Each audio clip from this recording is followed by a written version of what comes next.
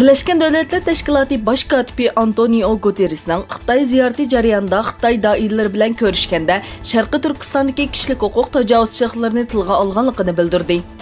Birleşken Devletler Teşkilatı Baş katibining bayonotchisi Stephen Dujarric Guterres'ning ikkinchi navbatlik bir balvoq bir yo'l munbiriga qatnashganligi va Xitoy davlat raisi Xi Jinping bilan ko'rishganligini Ko'rishda Guterres'ning Sharqiy Turkistondagi tarbiyalash markazlari deb atalgan lagerlarda tutib olgan Uyg'urlarning ahvolini tilga olganligini aytdi.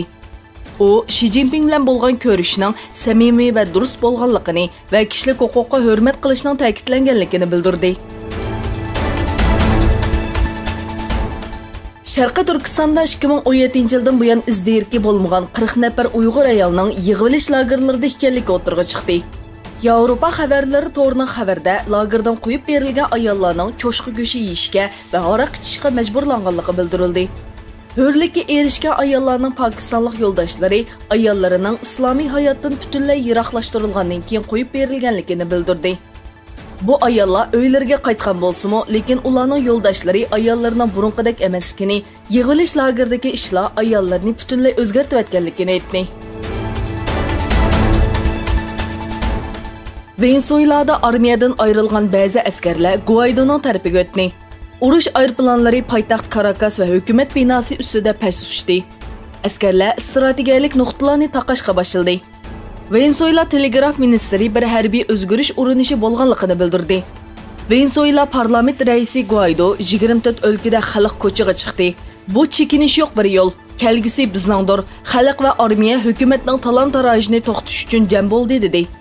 Amerika prezidenti Trump Venezueladagi harbiy o'zgarish urushi haqida Venezueladagi vaziyatni yaqindan kuzatyapman. Amerika Venezuela xalqini va ularning hurligini qo'llaydi dedi. Shveysariyaning Xitoyning yangi ipak yo'li qurilishiga qatnashish qarori Germaniyadagi gazlarda qattiq tanqidga uchirdi. Shveysariya Xitoyning talash tortishliq ul muassasa qurilishi bo'lgan yangi ipak yo'li planiga qatnashishni qaror qildi.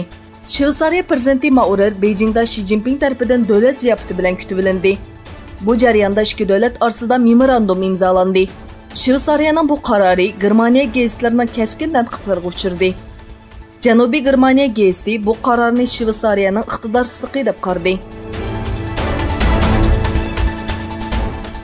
Allah'ni qutquzish organi Yaman sho'bisi yil beshidan buyon 15 yoshdan tuvan oz deganda 100 ming bolada xolera yuqumi bayqalganligini bildirdi. Bu tashkilot e'lon qilgan bayonotda 1 yanvardan 19 aprelgacha bo'lgan oralikda jami 236 ming yuqum ahvoli bayqalganligi, bulardan 105.384 ning 15 yoshdan tuvan bolalarda bayqalganligini bildirdi. Bu sonlar vaqa sonining 45%ni bolalar tashkil qilganligini ko'rsatdi.